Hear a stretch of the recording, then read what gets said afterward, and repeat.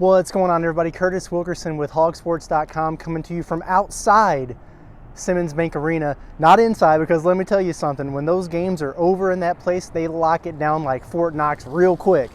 By the time I got out of the press conference, transcribed, updated the game story, and tried to go back out on the court to floor level to do this, man, that place was locked up. You couldn't get back out there. So I had to finish my work, come outside. It's a little bit chilly.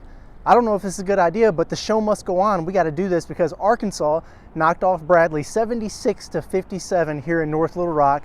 Man, you love to see it. I feel a lot better walking out of this place tonight than I did last year after that ugly, ugly loss to Hofstra. But that's a thing of the past. That's kind of the trend you're seeing with this Razorback team. They're built a little bit different. They got an edge about them. And whenever they've been hit with a challenge or adversity, they've answered it.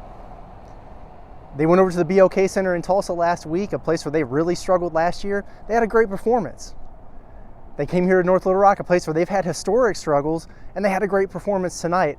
12-10 in this building, dating back to when it opened in 1999. It's 13-10 now. Eric Musselman's 2-1 in here. I thought Arkansas was really impressive. 16,675 rabid, rowdy, loud, energized Razorback fans. And hey, the Hoop Hogs put on a show for them. You love to see it. Listen, they reversed some voodoo in here, exorcised some demons, whatever you want to call it. That's what they needed to do. Arkansas led for 36 minutes in this game. They were under control. They made a Bradley team, who I think is going to win their conference and advance to the NCAA tournament, made them look completely overmatched. Completely overmatched. It was a dominant performance by Arkansas. Got a little bit sloppy with some weird flagrant fouls, technical fouls. It seemed like every 30 seconds in the second half. But listen, they had a lead, a comfortable cushion, and they got the job done. You know, I've said it before, when Arkansas is disruptive and creating chaos on the defensive end of the floor, that's when they're at their best, and that's what they did in this game. Arkansas had 16 steals, forced 27 turnovers, and turned it into 37 points on the other end of the floor. That's crazy. 4 games this season, Arkansas has turned its opponent over more than 20 times already. We're 11 games into the year. They did it just 3 times last year. They've already done it 4 this year. The defense was nasty. They were using their length. They were disruptive. Bradley didn't want anything to do with the Razorbacks. They couldn't get into a rhythm offensively. The pressure was just overwhelming at times, and it really fueled things in the transition break. One of my keys coming into the game was, can Arkansas speed this thing up? Because Bradley likes to play slow, control the tempo, low-scoring games, kind of grind you out and execute at a high level. Arkansas disrupted all that, and they sped up the tempo, and you got the result that you got. The defensive end of the floor was really impressive. Looking at some of my notes here, Arkansas had a goal of limiting Bradley and really anyone under 5 3-pointers made in the game. Bradley was averaging 8 per game coming in. Arkansas held him to 4 of 15, so half of what they typically make, on top of turning them over at the rate that they did. So again, an A-plus defensive effort, in my opinion, from the Razorbacks in this one. Listen, Bradley dropped 55 spots at KenPom in turnover percentage after this game. 55 spots nationally because of what Arkansas did to him defensively.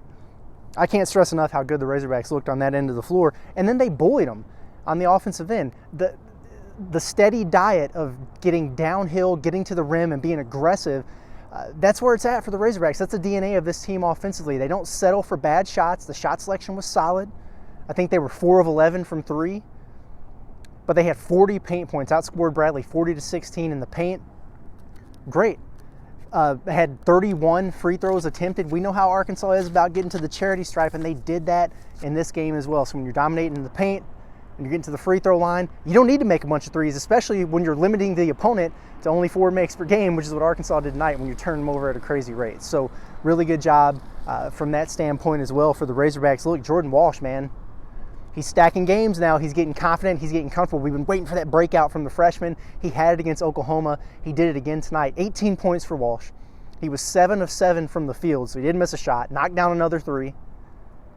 He had 16 of them in the first half. I mean, he was electric out of the gates. The fans loved it. He had a nice sequence where, and he was disruptive defensively now. He had 4 steals of his own to go along with those 18 points. So really a complete overall game for Walsh. He had one sequence where he had, I think he came up with a steal, gave it up, got it back, flushed it. Then maybe, I don't remember if it was Devo, maybe it was Anthony Black. Somebody came up with another steal on the ensuing defensive possession. He gets out again for back-to-back dunks. It forces a Bradley timeout. Eric Musselman's kind of going nuts there. The crowd gave Walsh a huge ovation. Now, did he foul out of the game with 7 minutes to go? Yeah. Did he get a technical foul because he was doing the head tap after Jalen Graham hammered one on somebody? Yeah, that happened too.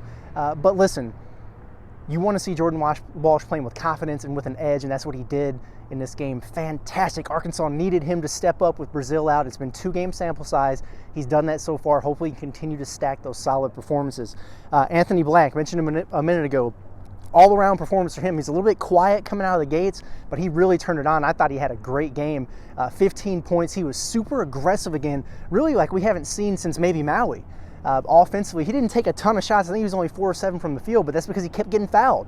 So he was getting downhill. He was finishing strong through some contact, and he was drawing fouls. He got to the free throw line 11 times.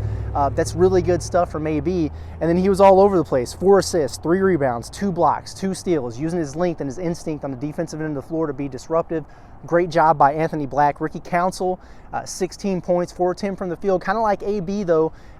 Maybe the shots weren't falling like we normally see from Ricky, but he hit another 3. He had some acrobatic finishes around the rim, and he was getting to the free throw line. He was 7 of 8 from the charity stripe. Again, Arkansas, FTAs, that's what you love to see. That's the Eric Musselman method right there. So really good job by those 3. You got good Devo tonight, and that was great to see with him, kind of a homecoming back here in Central Arkansas. He did a really nice job, I thought. 7 points. He was 3 of 9 from the field, so yeah, the field goal percentage maybe not what you want to see there, but he missed 3 contested layups in 1 possession.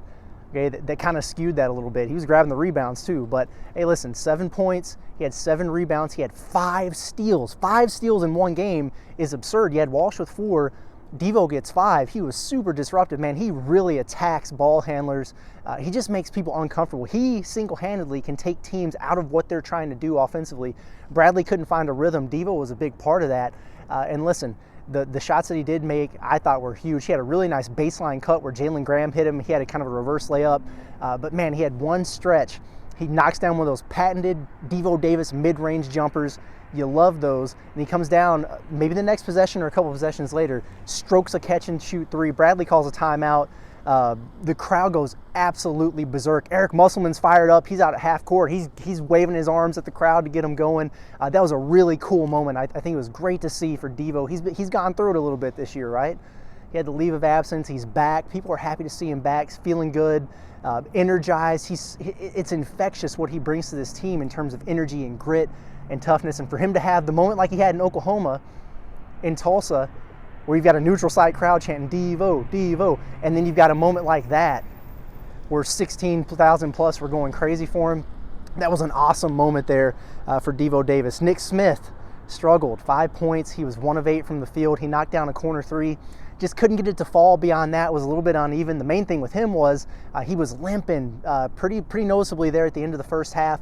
Came back out. He was taped up in the second half. Played about 3 minutes. Came out again. You're worried about that. You didn't see him in the final 17 minutes, but Muss said, hey, look, he got taped up at halftime. It was a little uncomfortable, the tape job was. Instead of having it redone, Arkansas was up big at that point in the game. No need to put any pressure on him and bring him back in. Arkansas had it under control, so he sat the rest of the way. Hey, listen, Muss said nothing serious, should be good to go for Wednesday. Take his word for it. We'll see if Nick is out there, but that's really encouraging news because Arkansas is obviously a much different team if you've got him out there on the floor, and I think those games are going to be few and far between where we see him struggle like that from the field. So, look, maybe one area to work on is playing with that edge while playing within yourself and staying contained. Like I said, some flagrant fouls, some technical fouls. We talked about Walsh's. Mekhi Mitchell had a flagrant foul in there. So, kind of like Muss said, look, Jalen Graham has a huge dunk over the top of the defender. It's a momentum shifting play, but Arkansas kind of gave it right back to him because Walsh got the head tap. They called the technical foul on him. You put him at the free throw line. So you want to be able to stack those big plays. And for the most part, Arkansas did that. But just moving forward in games that are a little bit closer, you don't want to run into those kind of mistakes. So it'll be a little bit of a learning lesson for them on the tape there. But listen, playing well in this building in Simmons Bank Arena, and playing with an edge in there, that's a big deal for Eric Musselman. It was. He did not take it well when they lost this game to Hofstra here last year. He thought they should have played better in the Valpo game. He emphasized it in practice. He was showing clips of Adriel Bailey's big block to show what that crowd can do. He was hammering it home to the guys at practice. Walsh and Anthony Black, we talked to him in the press conference after the game. They were like, hey, we were very aware about the struggles in this building. It meant something to Eric Musselman, and to see him play well in this arena tonight was really cool. And like Muss said, quite honestly, the fans deserved it, man, because they show up and show out here. It's so loud. Really a great time, awesome atmosphere. Guys, I love this team. They're tough, they're gritty, they play hard, they rise to the challenge. They're really, really good, and they're fun to watch. 10-1. They've got one more test before SEC play UNC Asheville on Wednesday. Get that job done, get some break, get some Christmas presents, enjoy some family time, and then get back and get ready for that LSU game on the road on the 28th and start that SEC gauntlet. Great stuff from the Razorbacks tonight. Top 10 team in the country. They're probably going to stay that way going into next week. Let's see them continue to stack on the success here. They could be in line for a special season. This has been Curtis Wilkerson with HawgSports.com. It's about 30 degrees outside. I'm freezing, so I'm going to hop off here, head back home. We'll catch you next time. Appreciate you tuning in as always.